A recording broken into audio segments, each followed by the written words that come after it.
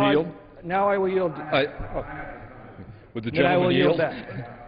The idea we wanted to wrap this up without too much debate. I just felt, in fairness, that the gentleman deserves some extra time. I don't think we need to prolong this.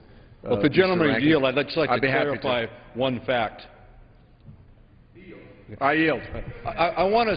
I just want to clarify one issue, and that's the cost of energy as a result of this. If this isn't solved, the dam owners, the private owners that are supporting this study will have to make repairs to the dam that far exceed other costs and will drive the ratepayers' utility rates up through the roof. That's why the statement was made about those cost of utilities and the cost to the ratepayers. So the gentleman thank you for just yielding. briefly on that point, just for a second. Thank you. Yes, Mr. Dix, please. And that's the point. I mean, it'll cost more to fix these dams up. That's the problem we faced on the Elwha. Even though the dams were there, the cost was so high to fix them up that it was better to take them out. Now, this study will just look at this, and the local people will wind up getting hurt if you force them to have to do this. And so let the local people decide this. And let this study go forward. It's a very inexpensive thing, and this community has worked hard and deserves a chance to look at this. I yield the balance of my time to the gentleman. I thank the gentleman, and I would simply say in response that the gentleman in opposition forget two important points. Number one, the additional costs are being forced on those private dam operators by the government. It is about time that we recognize that it is the government imposing these regulations that's driving up these costs, and I would remind him he also forgets the enormous replacement costs. The power coming off of those dams is the cheapest and cleanest on the planet. To replace that power is going to cost many, many times the costs currently borne by the ratepayers for the cheap hydroelectricity those dams produce. And I thank the gentleman very much for yielding me the additional time. And I yield back. The gentleman's time has expired. The question is on the amendment offered by the gentleman from California. Those in favor say aye. Those opposed say no. No. In the opinion of the chairs, the noes have it, and the amendment is not agreed to. I'd ask for a recorded vote on that. Pursuant to Clause 6 of Rule 18, further proceedings on the amendment offered by the gentleman from California will be postponed.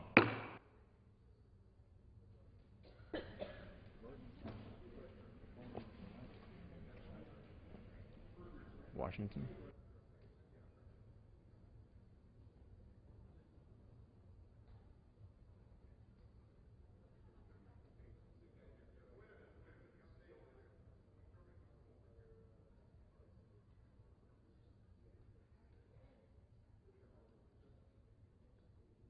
Seek recognition.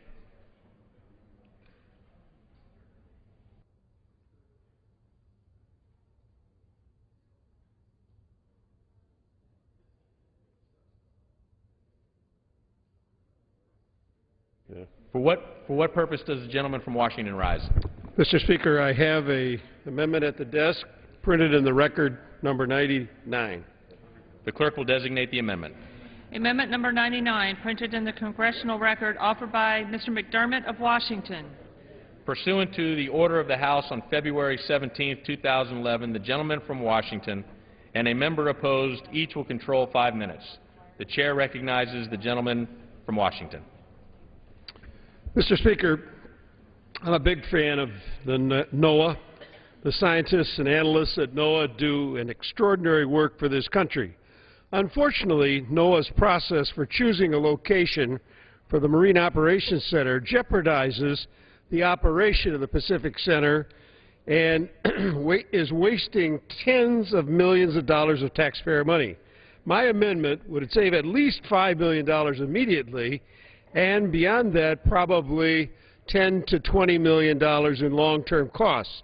It would defund the move of the Marine Operations Center from Seattle to Newport, Oregon for the rest of the year so that there is time for the broken process to be looked into.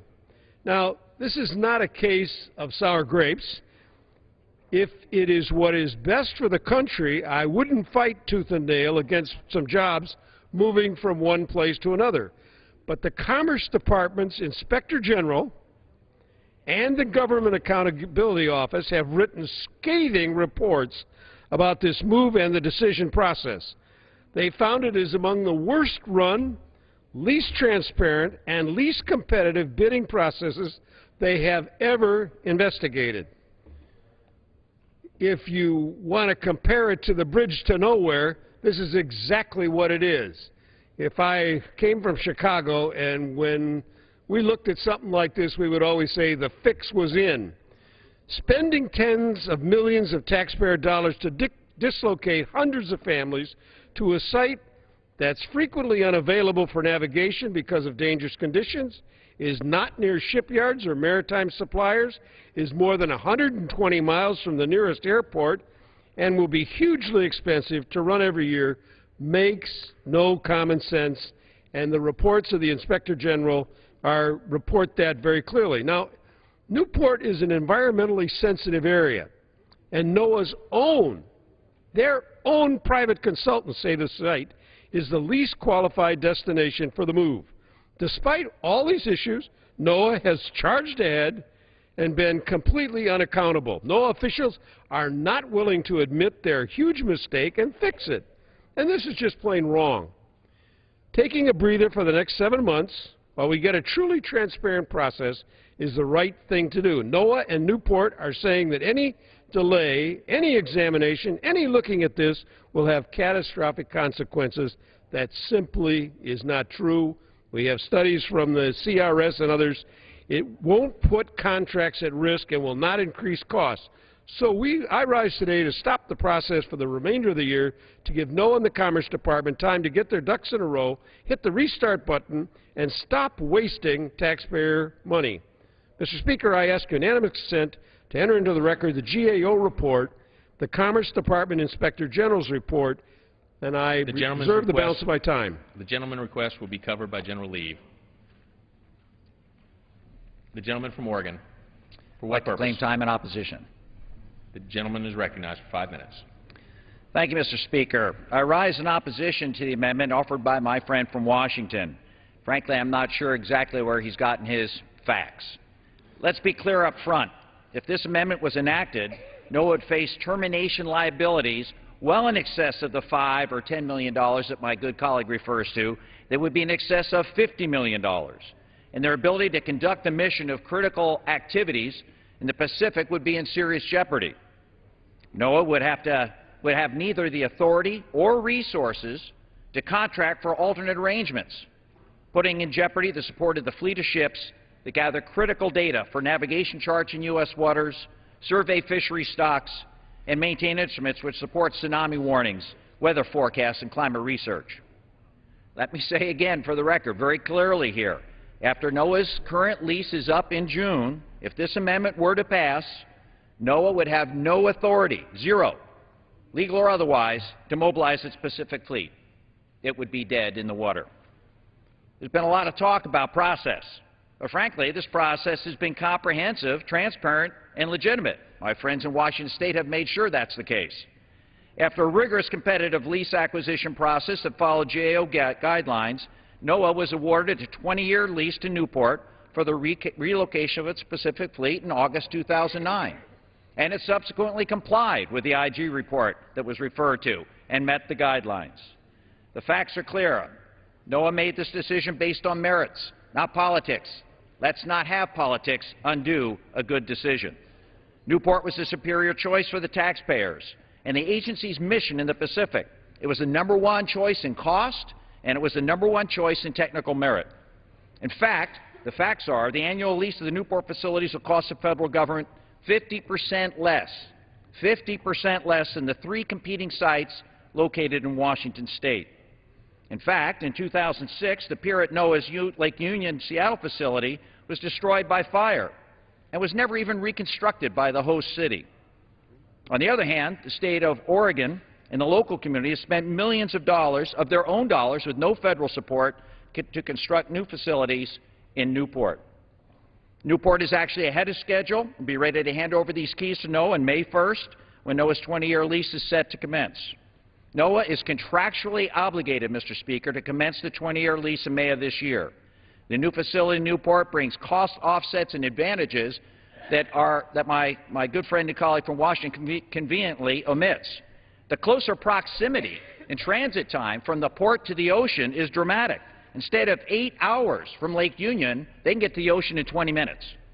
The new facility is right next to the Hatfield Center, Oregon State University, for great research compatibility. And importantly, the relocation of NOAA's Pacific Fleet represents a huge boost to a small, rural Oregon coastal community with a great fishing legend and tradition that will bring much-needed jobs and translate into significant economic benefits. This is a David versus Goliath opportunity. Over the past 4 days, colleagues, we've engaged in rigorous debate about the fiscal health of our country. For my colleagues that are serious about saving taxpayer dollars and reducing our deficit, you should join me in opposing the McDermott amendment. I reserve the balance of my time. Gentleman reserves his time. Gentleman from Washington. Mr. Speaker, I have the right to close. The gentleman is correct. Mr. You can continue, and I'm going to close. So I yield my time. The gentleman yields back the balance of his time. The gentleman from Washington. Mr. Speaker, how much time do I have? 2 minutes. The gentleman has 2 minutes. Another colleague from Oregon who wanted to speak. So could he just reserve his time? Sure. By unanimous consent? He can let him speak. The gentleman could ask unanimous consent to reclaim. I have unanimous consent to reclaim my time. Without objection. Thank you. How much time do I have? The gentleman has a minute and a half.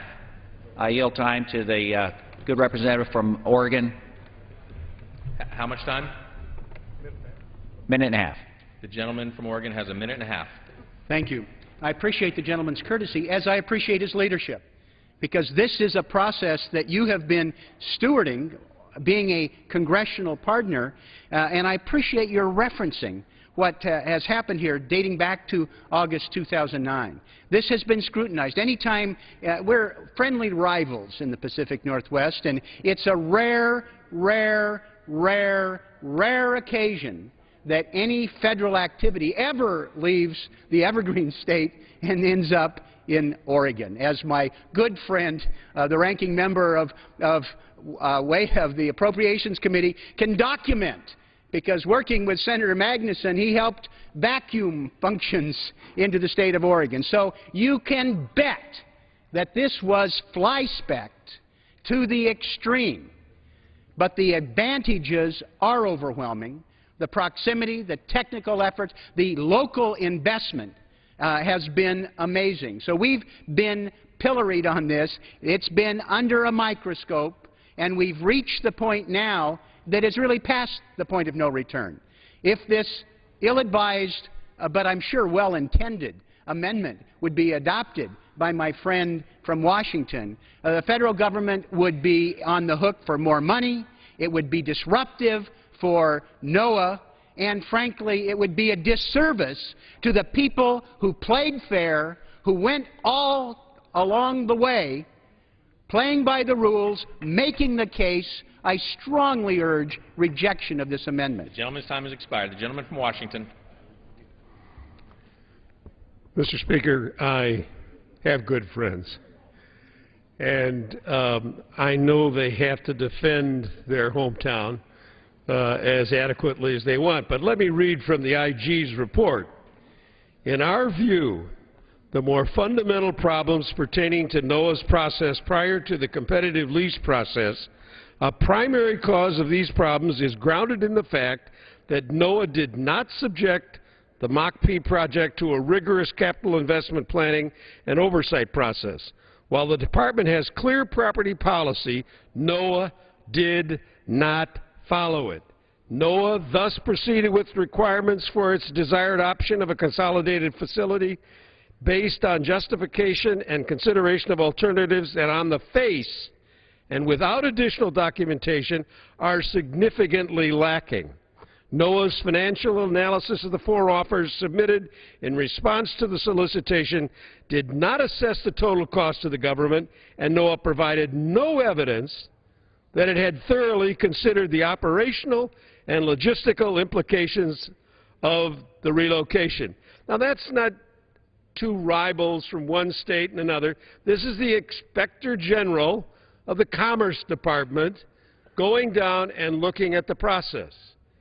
And the fact is that the CRS report dated 30 September 2010, which I will submit for the record, says that the federal government can always get out of, is able to terminate its contracts for convenience. The governmental interest is always higher than the commercial interest. So the federal government can get out of this. They save $50 million. It's not going to be $50 million because they still have the pier. They can do whatever they want with it, but they do not have a contract with the federal government for the next 20 years in a place that is very far away. NOAA has been in Seattle for 40 years. That's true. Once it was created, it was put there for a very good reason. And it ought, I don't care if it goes to Bellingham or it goes to Oregon or where it goes, but there ought to be a transparent process. Gentleman's time has expired. The question is on the amendment offered by the gentleman from Washington. Those in favor say aye. Aye. Those opposed say no. No. In the opinion of the chairs, the noes have it, and the amendment is not agreed to. Mr. Speaker, I ask you the yeas and nays. Does the gentleman ask for a recorded vote? Recorded vote, excuse me. Pursuant to Clause 6 of Rule 18, further proceedings on the amendment offered by the gentleman from Washington will be postponed. For purposes of the gentleman from California rise. Mr. Chairman, I'm offering an amendment number 177 in the congressional record. The clerk will designate the amendment. Amendment number 177, printed in the congressional record, offered by Mr. Herger of California. Pursuant to the order of the House on February 17, 2011, the gentleman from California and a member opposed each control 5 minutes. The chair recognizes the gentleman from California. Mr. Chairman, I'm offering this amendment after much frustration and a lack of responsiveness from the Forest Service to locally elected officials and the recreation community in Northern California and across the nation. For a couple years now, I and Northern California constituents I represent have tried many times to work with the Forest Service on the 2005 travel management rule. Yet, we have been completely ignored as the Forest Service presses ahead with route designations that in some cases will eliminate more than 90% of the previous access. Locally elected officials are now at the point of considering litigation against the Forest Service to keep these federal lands open to recreation. It is disgraceful that local counties would have to spend valuable public funding to preserve access to our own national forests. Not only are our counties forced to defend themselves against well-funded environmental activists trying to turn every acre of federal land into some kind of sanctuary, but now also against the very agency that is supposed to serve the public. For these reasons, I believe it is necessary to impose a 7-month timeout on designating these routes. Chairman Simpson, ultimately, we want a workable solution, and I hope to work with you and Chairman Hastings to ensure a more balanced implementation of the travel management rule. I hope that my colleagues can support this amendment, and I reserve the remainder of my time. The gentleman reserves his time. The gentleman from Virginia. Mr. Chairman, I rise to claim time in opposition. The gentleman is recognized for 5 minutes. Mr. Chairman, this amendment would stop a very careful planning process that determines what routes off-road vehicles can use through our national forests. Now, over the past few decades, we know that the availability and capability of off-road vehicles has increased tremendously. That means more Americans are enjoying access to and recreational opportunities on their national forests, but the resulting proliferation of random routes results in severe impacts, particularly on the quality of our water supply and the physical safety of national forest visitors. The national forests are spectacular lands. There are 193 million national forest acres all over this nation. Oftentimes we take them for granted, but we fail to realize that the national forests are the headwaters for much of our nation's surface waters. The clean, pure water produced on the national forest is a national treasure and the economic resource that supports industry and agriculture nationwide. In fact, half of the American West gets their drinking water from national forests, while in many rural communities it's 100%. The proliferation, though, of random trails increases erosion and pollution into water sources with no possibility for mitigation by culverts or the other measures that would be available to land managers on designated routes.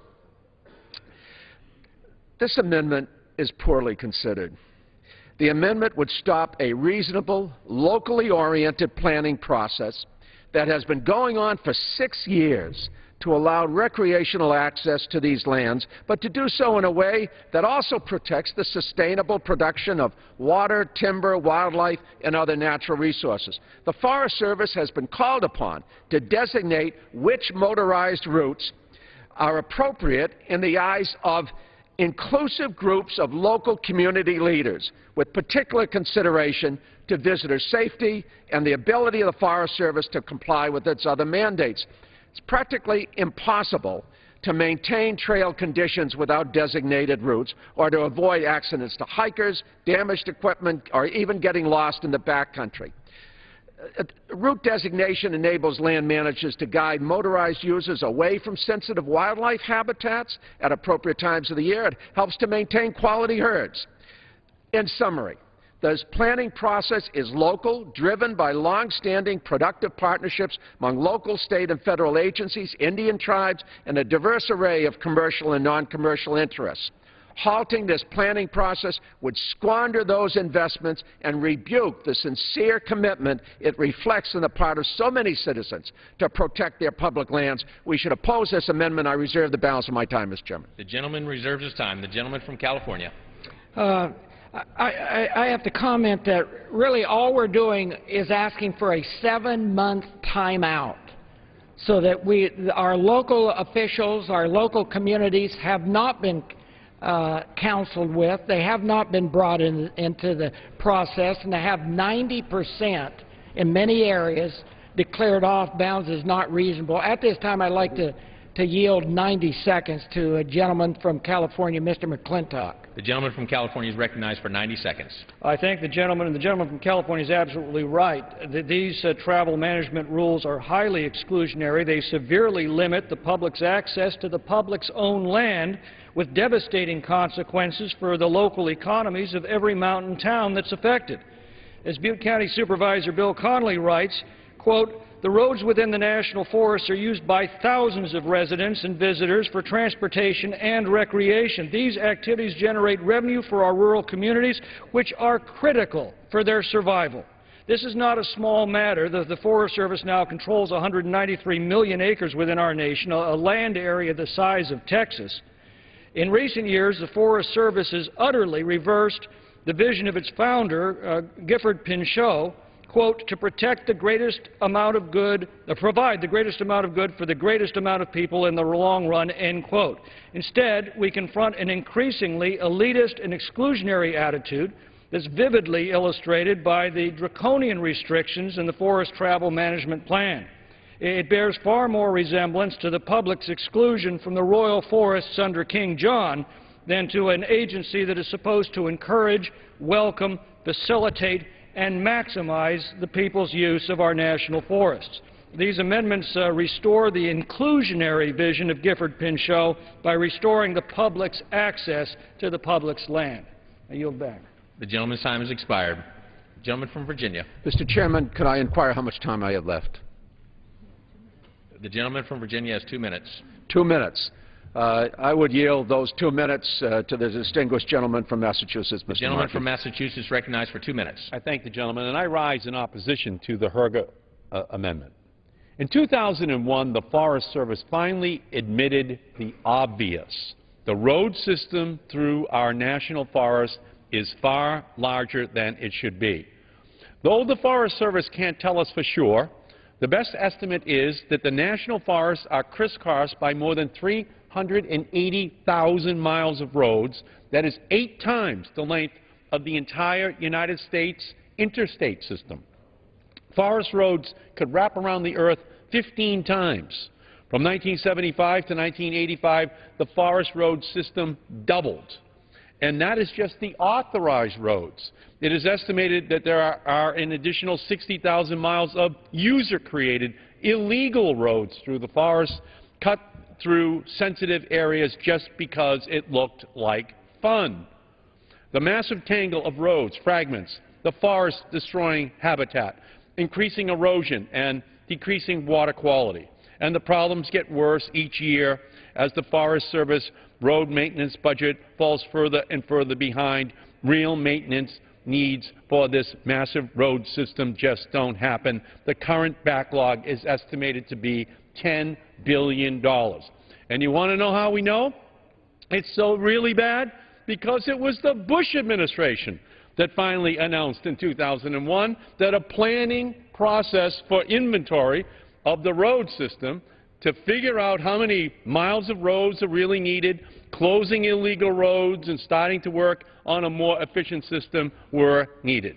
The Herger Amendment stops the Bush administration planning in its tracks just as it's about to be completed. And I just believe that the members really should not take it upon themselves to end this 7-year process that is going to finally bring some order to the Forest Service. I urge a no vote on the Herger Amendment. The gentleman's time has expired. The gentleman from California. Again, we're not saying we shouldn't look at this. We shouldn't examine it. We shouldn't have regulations. We should. Those of us who live in these areas, we care about the environment more than anyone does. That's not the question.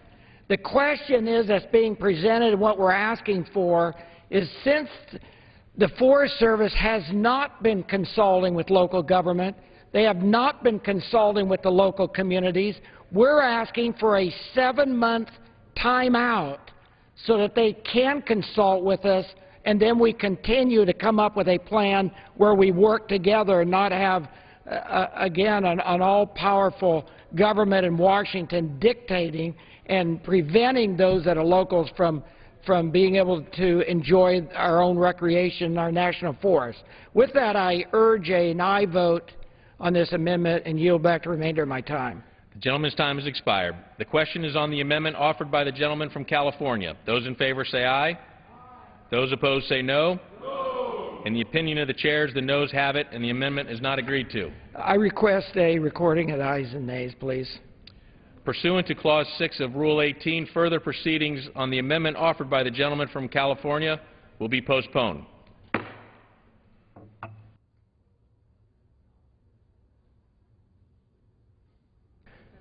For what purpose does the gentleman from Oregon seek recognition? Mr. Chairman, I have an amendment at the desk. Clerk will designate the amendment. Amendment number 323, printed in the Congressional Record, offered by Mr. Blumenauer of Oregon.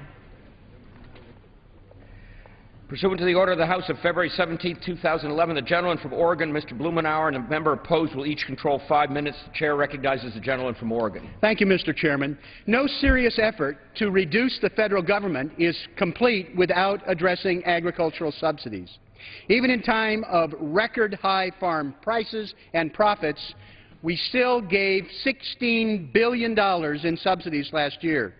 There are no meaningful limits. They're easily evaded, doubled if you're married. They don't cover loan deficiency payments or marketing loans. This amendment would establish a hard limit of $250,000 per entity. In 2009, almost 1,500 entities got $250,000 or more. Something called Fidelity National Insurance Titles, probably not a family farm, raked in more than $4 million in 2009. For the past 15 years, Riceland Foods in Arkansas has collected $500 million from the taxpayers. I strongly urge that you join with me, Taxpayers for Common Sense, the Environmental Working Group, Humane USA, a wide variety of groups and organizations to establish this limit, save $100 million this year and more in the future, and start us on a path of reform that we can realize in the upcoming Farm Bill. And I reserve the balance of my time. Gentleman from Oregon reserves his time. Gentleman from Georgia. I rise in opposition to it. Gentleman is recognized for 5 minutes. I recognize myself for 1 minute. And, Mr. Chairman, what I wanted to say about this and to my friend from Oregon is I believe we should put farm subsidies on the table. And that's why in this bill we have included cuts to very popular agriculture, red state, if you will, programs, rural development, the Farm Service Agencies and the NRCS, all kinds of conservation programs are cut in this. However, there are a number of traditional farm programs that we are going to let the Ag Authorizing Committee deal with because that's where they need to be dealt with. So I want to say this. While I oppose the gentleman's amendment, I don't oppose you seeking reductions in subsidies, but we believe that this has to be dealt with in the Farm Bill, and I look forward to working with you and the chairman of the Agriculture Committee on that when it comes. And I reserve the balance of my time for now, and I have 2 speakers. Gentleman reserves his time. Gentleman from Oregon. What is the time remaining? The gentleman from Oregon has 3.5 minutes, and the gentleman from Georgia has 4. Mr. Chairman, then at that point I would yield 1 minute to the ranking agricultural appropriations member, a champion of agricultural reform and of agriculture, Congressman Farr. Gentleman from California, how much time? 1 minute. Thank you very much, Mr. Chairman, and thank you for yielding, Mr. Blumenauer. And I rise reluctantly because Mr. Kingston and myself, I think, have a great deal of respect for how we ought to be managing the future of payments. But I also, and I concur with his remarks, but I'm rising in favor of the amendment because I think we have to push the attention to how vital it is that we reform this program. And I don't think you get that attention without bringing this amendment to the floor and passing it. It's going to be hard to implement in the next remaining months, as so many of the amendments that we've adopted here in the last 3 days. But I do think that it's worth the debate of how we focus on the rest of the year because, frankly, we ought not to be just paying entities in this country hundreds and hundreds of thousands of dollars because of they didn't get the price they wanted at the market. I represent the biggest growing area in this, and we don't get any of these payments, not a single farmer. These are just a few entities, and it's wrong. So we ought to adopt this amendment. Time of the gentleman has expired. The gentleman from Georgia. Mr. Chairman, I yield 1.5 minutes to the gentleman from Texas. Gentleman from Texas is recognized for 1.5 minutes. Ladies and gentlemen, thank you, Mr. Chairman. I want to rise in opposition to the amendment. It is wrong-headed at this point in time. As my colleague from Georgia has said, the farm safety net is an integral series of compromises and changes from 2002 to 2008 that the folks went through in order to come to that agreement. To pull out one segment of that safety net and in an ad hoc manner without any testimony, without any references to what it might do to the overall program, in my view, is wrong-headed. Next year is the time to do this. We will go through a rigorous debate across the section. The conservation folks will be able to weigh in. All segments of the farm safety net will be represented at the table during the Farm Bill debate next year under the leadership of Chairman Lucas. That is the time in order to do this. We have opportunities to do this work thoughtfully. There will be trades and compromises that will have to be made because in all likelihood we will in fact have less money under the Farm Bill next year than we had in 2008. As an aside, if we could go back to 2008 levels, I'm sure most of our agriculture guys would love to do that, since that's the mantra of the Republican House this week, is to go back to the 2008 levels. We'll take that, throw us into the briar patch. But to do this today on an ad hoc basis, pulling this element out and changing it in this manner is wrong-headed, and I oppose it, and I yield back. Gentleman yields back. Gentleman from Oregon. Gentleman from Georgia. You have another speaker? I have one more speaker. I'd like to reserve the time. Okay. Gentleman reserved, gentleman from Oregon. I would like to recognize, if I could, Mr. Chairman, my friend and colleague, Congressman Kine, who has been a tireless champion of agricultural reform, coming as he does from farm country in the upper Midwest. How much time do you yield? A minute and a half. Gentleman from Wisconsin is recognized for 1 minute. A minute and a half. 1.5 minutes. Thank you. Without objection. Thank you, Mr. Chairman. And to my good friend from Texas, I hear what you're saying, but I've been around here long enough to realize that next year never comes. The next farm bill that addresses comprehensive reform never happens. And I commend the gentleman from Oregon for offering this amendment and trying to begin the process now, because I know how difficult it is. In fact, earlier today I offered an amendment, a very straightforward amendment that would end a new American taxpayer subsidy program of the tune of $150 million a year that is now going to Brazilian cotton agribusinesses. And it was defeated on the floor. It just shows you what we have gotten into with these outdated farm programs and the institutional interest and the special interests that maintain the status quo. These large taxpayer subsidies going to a few but very large agribusinesses have got to end. They are not fiscally responsible. They are not responsible to the American taxpayer. They are not helping family farmers throughout the country. They're driving up land prices, leading to greater consolidation in production agriculture, and making it very difficult for new beginning farmers to enter the occupation. And from the state of Wisconsin, where the average farmer's age today is 58 years old, that's a pretty serious topic of the new generation taking over these farm operations. And this is difficult, I understand. There are built-in special interests fighting reform and maintaining the status quo. But this also has to be on the table when it comes to serious budget deficit reduction. It is distorting the marketplace, and it's distorting trade policy. And there will be more WTO challenges successfully against our farm programs unless we have the institutional will to change it.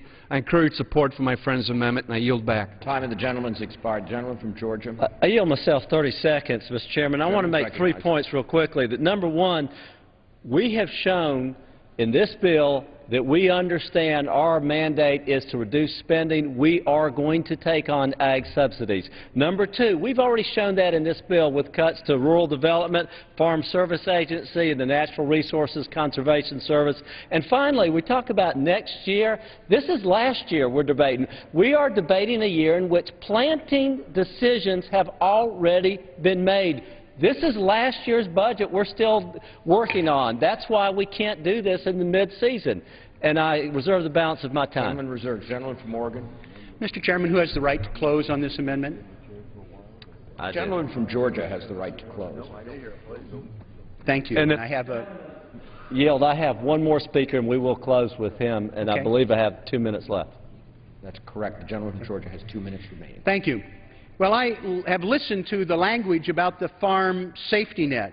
There's a massive farm safety net in place. We're just reducing the safety net to $250,000 a year. My friend Mr. Kind is absolutely right. Tomorrow never comes here. I've been on the floor of the House when the House instructed the conferees to accept this limit, and we were rolled by the Ag Committee and ignored.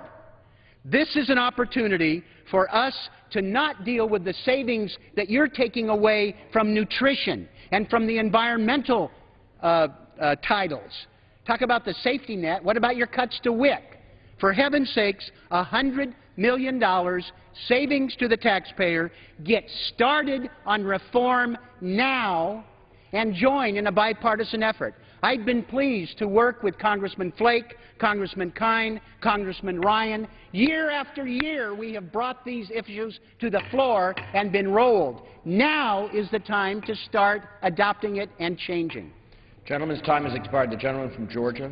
I thank the gentleman. I just want to say that this bill the ag section cuts $5.2 billion. 3 to 4 of those billion come straight from production agriculture, not from school nutrition and other socially sensitive programs. And I yield the balance of my time to the chairman of the Agriculture Committee from Oklahoma. The gentleman from Oklahoma is recognized for 1 minute and 45 seconds. Thank you, Mr. Chairman. I rise in opposition to this amendment.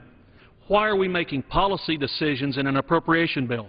This amendment changes current law.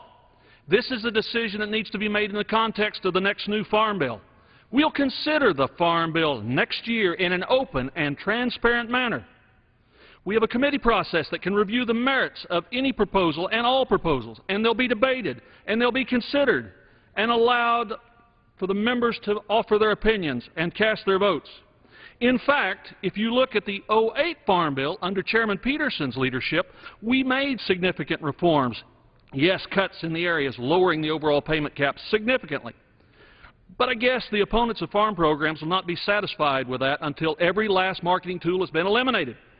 I know it's a popular parlor game in some circles to see how far you can jerk farmers around, but making these changes midstream in a 5-year farm bill is disruptive to market decisions that producers have made in some cases years ago. All farmers and ranchers want certainty. They plan to work under current law. Plain and simple, the author of this amendment wants to change agricultural policy, and this debate does not belong in this bill. And I would remind my friends, we today, this week, are a part of a bold, new, open legislative process. Maybe that's not how you did it in the past, but when we do this farm bill, it will be done in committee and on the floor in the same open way we're doing this. Let the process run its course. Let us work our way through this open process when it should be done in the next farm bill next year. Is that so much to ask? Is that so much to ask? Time of the gentleman has expired. All time has expired. The questions on the amendment offered by the gentleman from Oregon. All those in favor say aye. Aye. Those opposed, no. In the opinion of the chair, the noes have it. Mr. Chairman, on that I would request the yeas and nays. Gentlemen request a recorded vote. Recorded vote. Pursuant to Clause 6 of Rule 18, further proceedings on the amendment offered by the gentleman from Oregon will be postponed.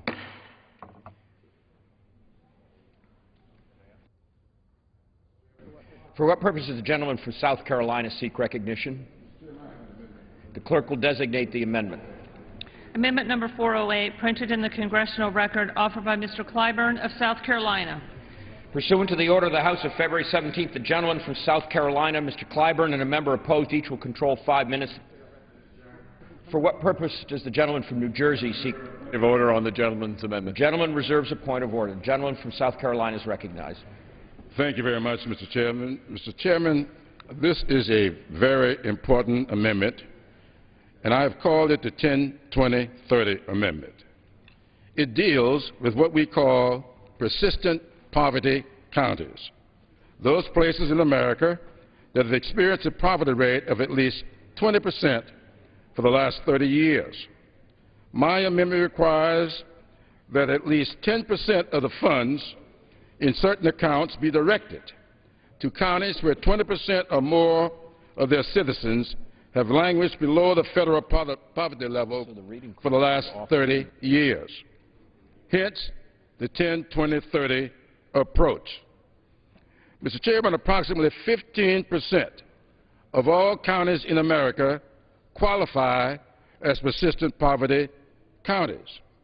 These counties are diverse and spread across the country, including Appalachian communities in Kentucky and West Virginia, Native American communities in South Dakota and Alaska, Latino communities in Arizona and New Mexico, African American communities in North and South Carolina. They are urban communities in Philadelphia, New York, Baltimore, and St. Louis. Democrats represent 149 of these counties, with a total population of 8.7 million. Republicans represent 311 of these counties, with a total population of 8.3 million. 14 of these counties, with a total population of 5.3 million, are split between Democrats and Republicans.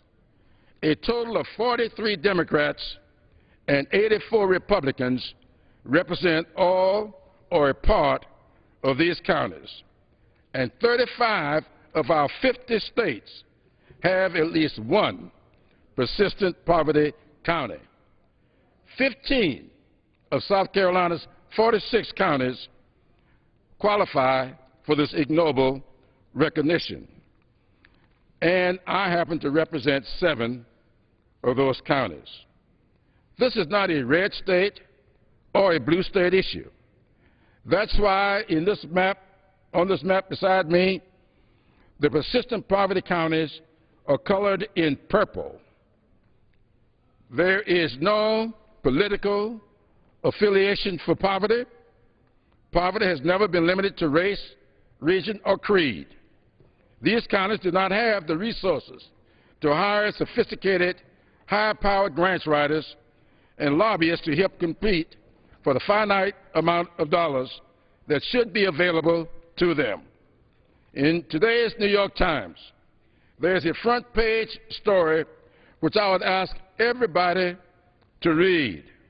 It is entitled, "For Much of Rural America, Broadband is a Dividing Line."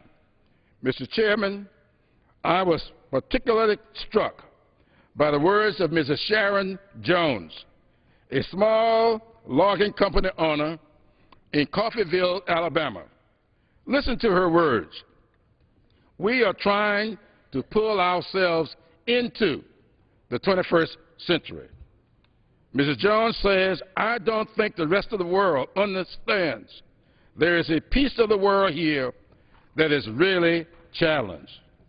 Her business, her customers, and her neighbors are the reasons we included the 10-20-30 Amendment in the Recovery Act, in the Rural Development section of the Agriculture title, and it is working well. The formula allowed many persistent poverty counties to benefit from the Recovery Act, and they do not otherwise receive funds. Projects like these are crucial to meeting the basic needs of the community and laying the groundwork for future success. This amendment builds on that success, and I hope to work with my Republican colleagues to have it included in the final version of H.R. 1. Thank you, and I'll yield back the balance of my time. Gentleman yields back the balance of his time. Does the gentleman from New Jersey insist on his point of order? I do, Mr. Chairman. The gentleman will state his point of order. I wish to yield. I yield Does the gentleman continue to reserve? Yes, I do. Thank you, Mr. Chairman. For what purpose does the gentlelady from Missouri seek recognition? To me, Do you seek time in opposition to the amendment? No, actually, I would just like to make a comment, and so I ask for time. Oh, did the gentleman, could we get unanimous consent for the gentleman to get back some of his time, please? May I yield the balance of my time, too? The gentleman's time had expired. Oh, it had expired. The lady from Missouri can I move to strike the last word? May I move the last word? strike the last word? Mr. Chairman. The gentlelady is recognized for 5 minutes. Thank you, Mr. Chair. I just wanted to make one comment, and I wanted to thank Mr. Clyburn for raising this issue.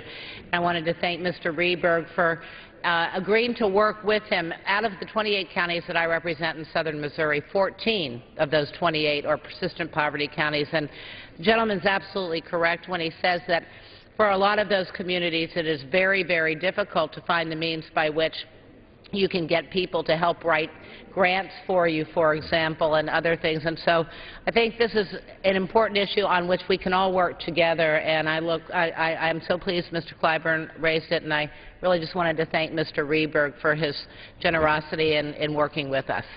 I yield back. The gentlelady yields back. The gentleman from New Jersey. Mr. Chairman, I respectfully make a point of order against the amendment because it proposes to change existing law and constitute legislation on an appropriations bill and therefore violates Clause 2 of Rule 21. The rule states in pertinent part, an amendment to a general appropriation bill should not be in order if changing existing law.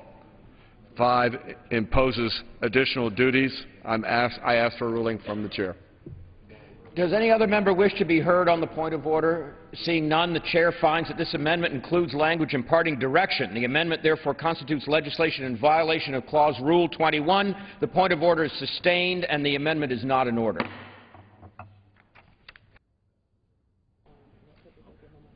For what purpose does the gentleman from Oklahoma seek recognition? Mr. Chairman, I have an amendment at the desk. Clerk will designate the amendment. Amendment number 566, printed in the Congressional Record, offered by Mr. Boren of Oklahoma. To the order of the House of February 17th, the gentleman from Oklahoma, Mr. Boren, and a member opposed, each will control 5 minutes. The chair recognizes the gentleman from Oklahoma. Thank you, Mr. Chair. I rise today to offer this bipartisan amendment with Congressman Rehberg of Montana, my colleague and a fellow member of the House Second Amendment Task Force. I am proud to report that 2 important groups have endorsed this amendment: the National Rifle Association and the National Shooting Sports Foundation. Our amendment would prohibit BATF from using any funds in this act to collect information from federally licensed firearms retailers about multiple rifle sales. Last December, ATF published an emergency request in the Federal Register. It asked the Office of Management and Budget for the power to collect information from firearms retailers on all sales of 2 or more semi-automatic rifles within 5 consecutive business days. This would include many of today's most popular rifles used by millions of Americans for self-defense, hunting, and other lawful purposes.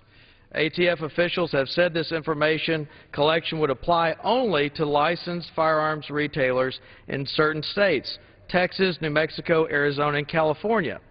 However, ATF's request published in the Federal Register does not mention a geographic limitation. This means we have to take the ATF at its word.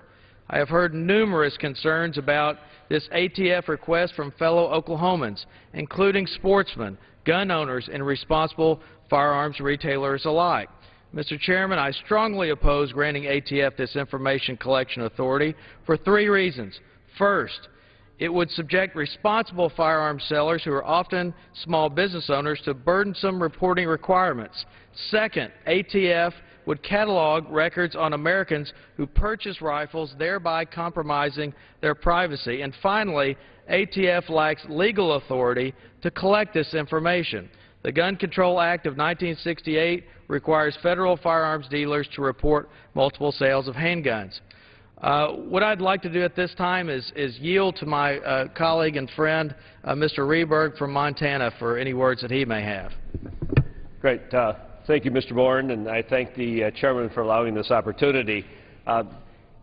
It's one of those situations where you like to believe the administration is not trying to creep into an area that is not there necessarily, something that they would try and slip by anyone. But when you talk about gun control, we get very serious about the Constitution and the creeping of various rules and regulations in areas that Congress has specifically stayed out of, didn't want us to be involved in. And so there's always that lingering thought in the back of your mind, like, what's going on here?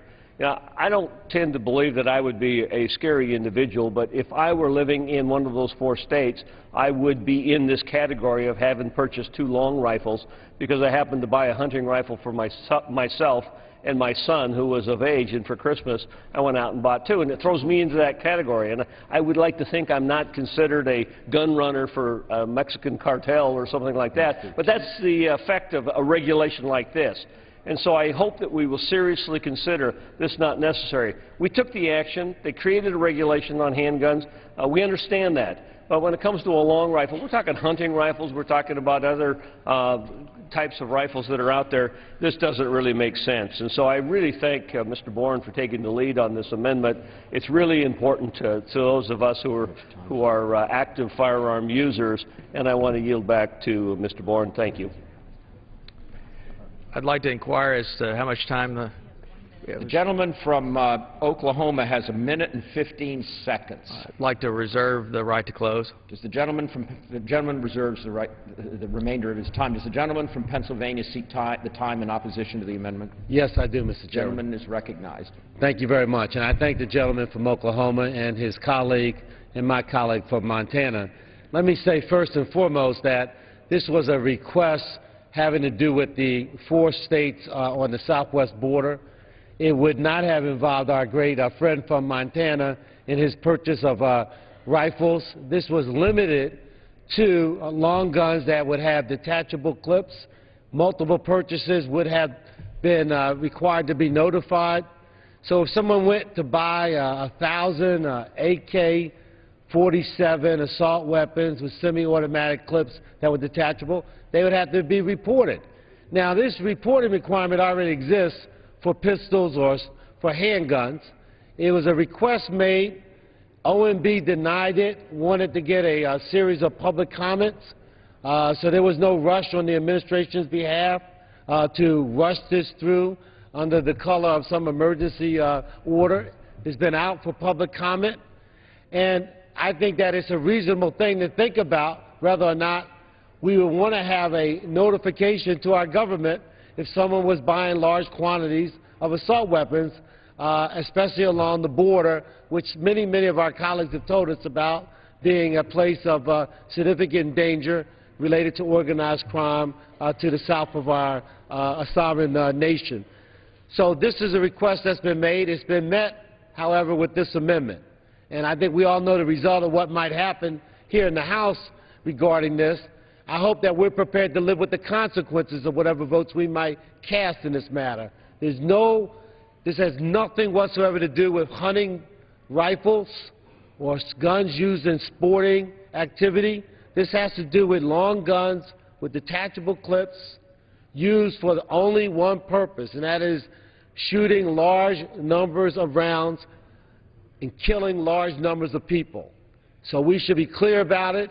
It's a request that's been made. It's been noticed on the public record for a comment by the administration. It relates only to these 4 states, and it's modeled after a regulation that already exists now for handguns. So I know that some may get paranoid about these issues, but I think we should have at least some paranoia about what this could portend if we don't take reasonable action in protection of the citizens that we've been elected to protect. And I reserve the balance of my time. The gentleman from Pennsylvania reserves the balance of his time. The gentleman from Oklahoma. I continue to reserve and would ask if there are any additional speakers. Well, I don't want to prolong this, but I will yield 1 minute to the young lady.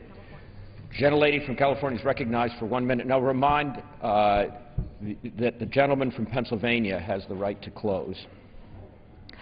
30,000.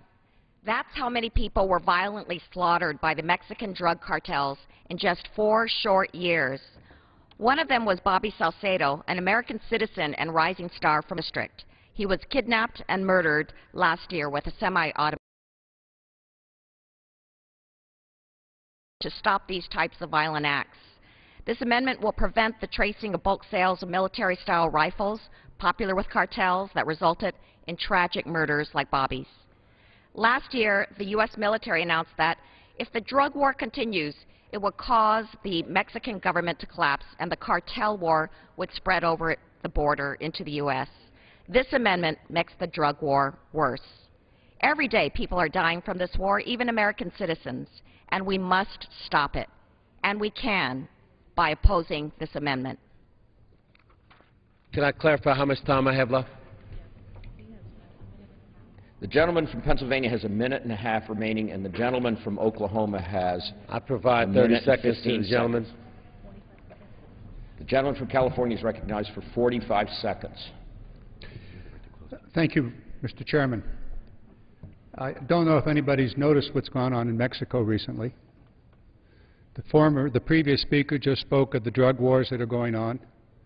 It's a known fact that much of the equipment that's used to carry on those wars comes from the United States, smuggled into Mexico.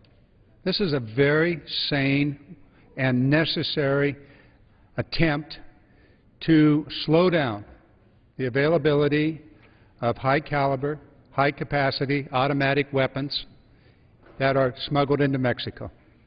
It makes no sense not to know what's going on, because this is dramatically affecting the border states and American citizens who happen to be in Mexico. I yield back. Gentleman's time has expired. Who seeks time? I have the right to close, and I reserve until that time. Gentleman reserves. Right to close. The gentleman from Pennsylvania has the right to close. Okay. The gentleman from Oklahoma. Thank you, Mr. Chairman. In conclusion, this amendment is very simple. It prevents the ATF from imposing burdensome reporting requirements on responsible firearms retailers. It protects the privacy and Second Amendment rights of law-abiding citizens, and it ensures that ATF will not circumvent the will of Congress. Again, I remind my colleagues that this amendment carries the full support of the National Rifle Association and the National Shooting Sports Foundation. Thank you, Mr. Chairman. I urge adoption. I yield back. Gentleman yields back his time. The gentleman from Pennsylvania. Thank you, Mr. Chairman. I thank my colleague. 48 hours ago, we had two officials of the United States government. They were ICE agents. They were in an armored vehicle traveling south of the border.